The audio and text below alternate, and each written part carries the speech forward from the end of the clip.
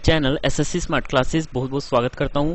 तो ये कंप्लीट आपकी इंडियन इकोनॉमिक्स की बुक जो है वो प्रिपेयर है, बहुत ही बेस्ट पीडीएफ है।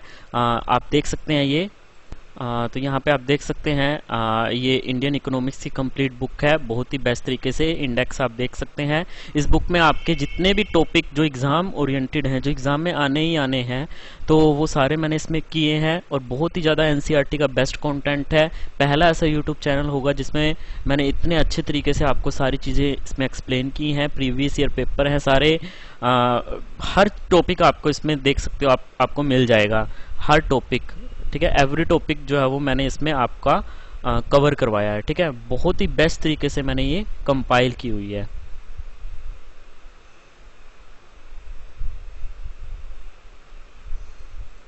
तो अब हम कर लेते हैं आपके सीजीएल 2019 में जितने भी इकोनॉमिक्स के क्वेश्चन हैं वो हम थोड़ा सा डिस्कस कर लेते हैं उसके बारे में।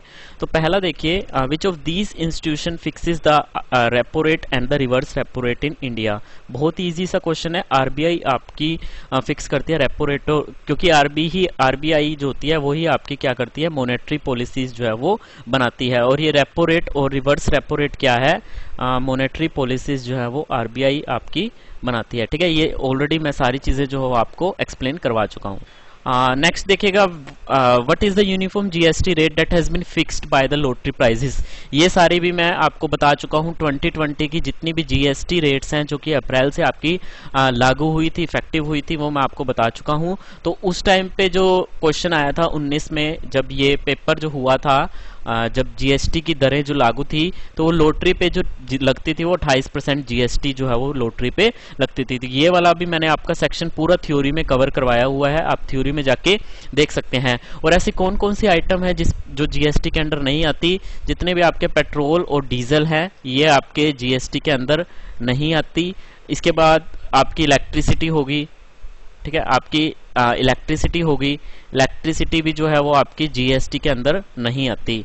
और एक आपकी होगी वाइन। ठीक है, शराब भी आपकी जो है वो इसके जीएसटी के अंदर नहीं आती। और जीएसटी की टैक्स स्लैब्स मैंने जो है वो पूरी अच्छे तरीके से आपको बताई थी, टैक्स स्लैब्स जो जीएसटी की हैं। नेक्स्ट देखिएगा, इन डैश, आगे जो आपका थर्ड क्वेश्चन है वो देखिएगा। Third question, in dash economics all the productive resources are owned and controlled by the government। तो वही है सोशलिस्ट आपकी इकोनॉमिक होगी, जिसमें सारा का सारा जो आपका कंट्रोल है वो किसके पास रहता है, वो आपका गवर्नमेंट के पास जो है वो रहता है। Owned and control by the government, that is called socialistic. Basically ये जो सोशलिस्टिक होती है, ये गवर्नमेंट जो है वो जनता के हित के लिए ही करती है। तो मैंने आपको इकोनॉमिक्स की जो तीनों टाइप्स हैं वो बता दी थी, मिक्स्ड इकोनॉमी, कैपिटलिस्ट। हमारे इंडिया में बात करें तो मिक्स्ड इकोनॉमी है हमारे इंडिया में। मिक्स्ड इकोनॉमी इंडिया में इसलिए यहाँ पे पब्लिक सेक्टर भी है और प्राइवेट सेक्टर भी है। पब्लिक सेक्टर और प्राइवेट सेक्टर दोनों का कॉम्बिनेशन है। और जो हमारा प्राइवेट सेक्टर है वो भी गवर्नमेंट के द्वारा काफी हद तक क्या है, रेगुलेट किया जाता है।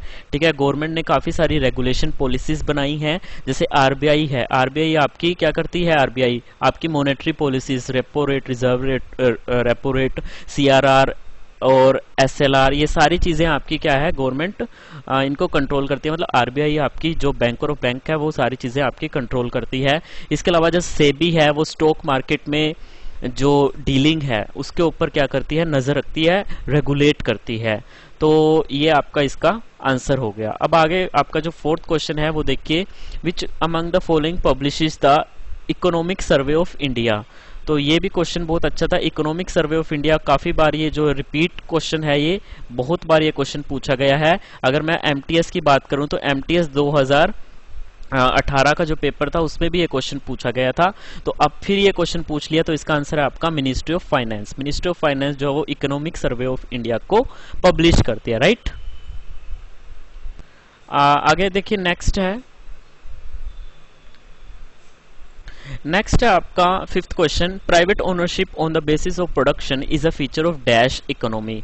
कौन सी इकोनॉमिक का है? प्राइवेट जिसमें ओनरशिप है। तो कितने सारे क्वेश्चन ऐसे आ रहे हैं आपके इकोनॉमिक्स की अकेली टाइप से ही आपके कितने सारे क्वेश्चन आ रहे हैं। तो इसका आंसर हो गया आपका कैपिटलिस्ट इकोनॉमिक। ठीक है, कैपिटलिस्ट इकोनॉमी में आपके सारे क्या होते हैं, एक तरीके से जो प्रोडक्शन करते हैं वो उनके जो ओनरशिप होती है वो प्राइवेट ही होती है, यानी कि जिनका सोलरली पर्पस क्या होता है, अपना प्रॉफिट कमाना। जनता की ये प्रॉफिट नहीं देखती। हाँ, जनता की जो नीड्स है, लोगों की नीड्स के अकॉर्डिंग ये काम तो करती हैं, भाई किस चीज़ की ज़्यादा डिमांड हो रही है वो प्रोडक्ट ये मार्केट में लेके आती हैं। बट पूरी की पूरी एक तरीके की प्राइवेट जो ओनरशिप है वो बेसिकली वैसे मोड ऑफ प्रोडक्शन आपकी कैपिटलिस्ट इकोनॉमिक में देखी जाती है। 6 क्वेश्चन देखिएगा, इनमें से कौन सा जो है वो नेशनलाइज बैंक नहीं है। वैसे अगर आपके पास कुछ प्राइवेट बैंक के नाम लिखे आए और एक आपके पास कोई भी गवर्नमेंट बैंक का नाम जो है वो लिखा है, तो आपको वो नेशनलाइज या फिर पीएसयू के अंडर काउंट होगा। लेकिन अगर आपको सारे के सारे जो है वो गवर्नमेंट सेक्टर के बैंक जो है वो दिखे, तो फिर उसमें से पूछे कि इसमें से कौन सा आपका नेशनलाइज जो बैंक है वो नहीं है, तब उसका आंसर आपको किस तरीके से करना है वो देखिएगा आप। तो यहाँ पे आप देख सकते हैं, no SBI is not a nationalised bank, it is actually a public sector bank. Nationalized bank were earlier privately owned. However, when the government realized that these banks are operated for the profit of their closely held groups only and not for the national interest, it decided to convert them into government-owned bank wide the process of nationalization. So, in all these banks, government now hold more than 50% of government stake. जबकि हम public sector bank की बात करें तो उसमें भी एक तरीके से where majority is more than 50% stake that is belong to the government. तो नेशनलाइजेशन बेसिकली एक प्राइवेट एसेट का ट्रांसफॉर्मेशन करते हैं हम पब्लिक एसेट में. एसेट की जैसे फुल फॉर्म मैंने बताई, anything which causes production in the future by bringing them under the public ownership of a national government और द स्टेट गवर्नमेंट. राइट. उसके बाद देखिए John Maynard Keynes the best known for his economic theories. Keynesian theories hail from which country? तो he is from England. वो कहाँ से थे? ये कीनेशियन वो इंग्लैंड से. तो उसके बाद देखिए which is the first Indian company to hit the 10 lakh crore market 10 lakh crore market capitalisation. तो ये आपका हो गया रिलायंस इंडस्ट्री. कौन सी ऐसी इंडियन कंपनी थी जिसने मार्केट कैपिटलाइजेशन जो किया था उसको हिट किया 10 लाख करोड़ से ऊपर इन्होंने हिट किया. First Indian company to hit the 10 lakh crore market capitalisation. तो इसका आंसर है रिलायंस इंडस्ट्री. उसके बाद देखिए as per the government rule how much percentage of the advance tax needs to be paid by the 15 June by an individual who is liable to pay advance tax. तो 15% जो advance tax है needs to be paid by 15 June तक individuals को भरना है जो कि who is liable to pay advance tax. तो ये बेसिकली दोनों जो क्वेश्चन है ये आपके उसके क्वेश्चन है, डायनेमिक की क्वेश्चन है. ठीक है, डायनेमिक मतलब करंट अफेयर से आपके ये क्वेश्चन जो है वो पूछे गए हैं करंट अफेयर से. ठीक है, करंट अफेयर से. राइट. सो आगे देखिएगा आप. नेक्स्ट देखिएगा आपका 10th क्वेश्चन.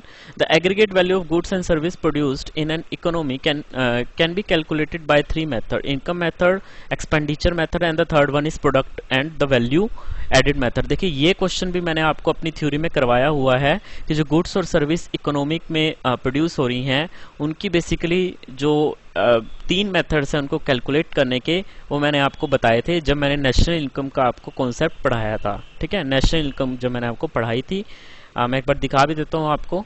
तो जैसे कि यहाँ पे आप देख सकते हैं जीडीपी में मैंने पढ़ाई हुई है gross domestic product, total monetary और market value of all the finished goods and services produced within a country border in a specific time period.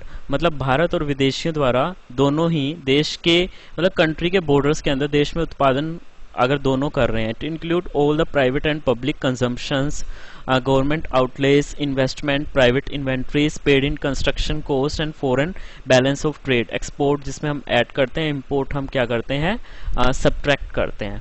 तो एक्सपोर्ट हम इसमें क्या करते हैं ऐड करते हैं. तो यहाँ पे देखिए मेथड मैंने आपको बताया था value added method, income method and expenditure consumption method and the fourth one is product method and the net output method. तो आई होप आपको ये समझ आया होगा.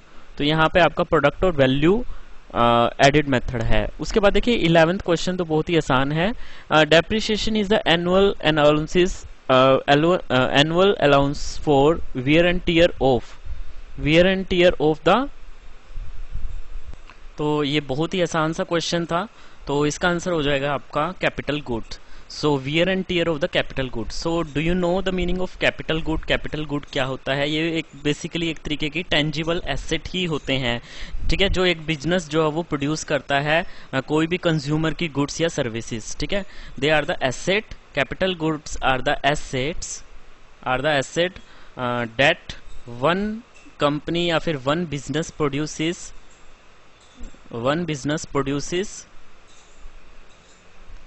ठीक है, that is used by second business to produce consumer and goods. For example आपका buildings हो गया, आपका मशीनरी हो गया, ये सब आपकी क्या है, कैपिटल गुड्स के अंदर आती हैं, ठीक है। यह बेसिकली बड़ी सिंपल सी डेफिनेशन मैं आपको कैपिटल गुड की बता देता हूँ। बहुत ही सिंपल सी डेफिनेशन है। They capital goods are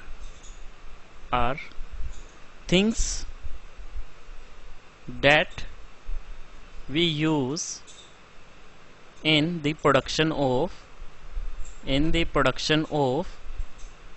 goods and services,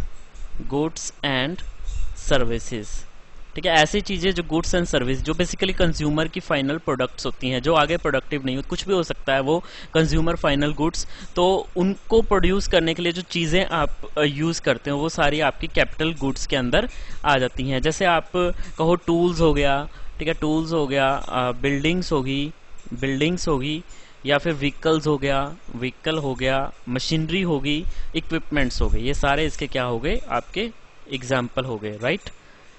next देखिएगा, नेक्स्ट है आपका what does T stands for ATM. तो ऑटोमेटिक टेलर मशीन इसका आंसर हो गया। A situation where expenditure of government exceed its revenue, वो सारे रिपीट क्वेश्चन है, तो इसका आंसर आ गया डेफिसिट फाइनेंसिंग। जीएनपी के फुल फॉर्म पूछिए, ग्रोस नेशनल प्रोडक्ट। आगे इसको मैंने एक्सप्लेन भी करवाया हुआ है, पीछे वीडियोस में देख सकते हैं आप। Which of the following act are amended to provide a statutory basis for the implementation of the flexible inflation targeting framework.